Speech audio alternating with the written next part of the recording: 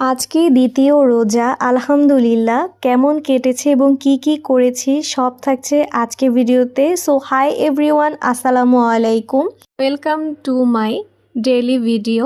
আমি আজকে অনেক দিন পরে ছাদে গিয়ে পানি দিয়ে দিচ্ছিলাম। গাছের অবস্থা খুবই বাজে ছিল, দেখতে পাচ্ছিলাম কেমন জানি শুকিয়ে গেছে। তো চিন্তা করলাম আজকে ভালোভাবে এগুলোকে পরিষ্কার করে পানি দিই। এর আগে এটা পরিষ্কার করা হয়েছিল, তো ছাদের অবস্থাও অত ভালো ছিল না, কালকে এটা পরিষ্কার করা হবে। তো আমি এখানে ফুল গাছ এবং সবজি গাছ এবং ফল গাছে পানি দিয়েছিলাম।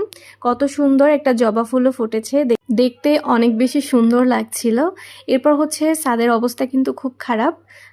এটা যখন গাছগুলো পরিষ্কার করেছে তো এগুলোর পাতা আগাছা। এরপর এইদিকে মুরগির ঘর বানানো হচ্ছে। এটা এখন পর্যন্ত কিন্তু কমপ্লিট হয়নি, এটা যখন কমপ্লিট হবে আপনাদের আমি দেখাবো।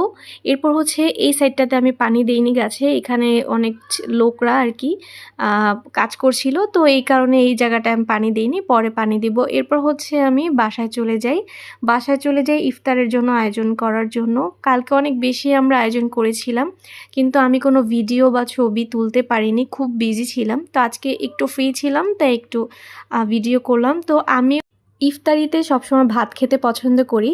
তারপর সোলামুড়ি যেহেতু মাখানো হয়েছিল, অল্প কিছু খেয়ে ভাত নিয়ে নিই। এখানে মাছ ভাজা নেই, এরপর বুমে মরিচের আচার নিয়ে নিই, ঢেঁড়স ভাজি নিয়ে নিই, ডিম ভুনা নিয়ে নিই। আরও তরকারি ছিল, কিন্তু আমি ভাতের পরিমাণ কম নিয়েছি, তাই তরকারিটাও কম নিয়েছি, অল্প নিয়েছি, আর বেশি নেইনি। এরপর এগুলো দিয়ে আমি ভাতটা খাওয়া শেষ করি। আমি মনে করি ইফতার ভাত দিয়ে করাটাই বেশি শান্তির মনে হয়, এর থেকে শান্তি আর কিছুই হয় না।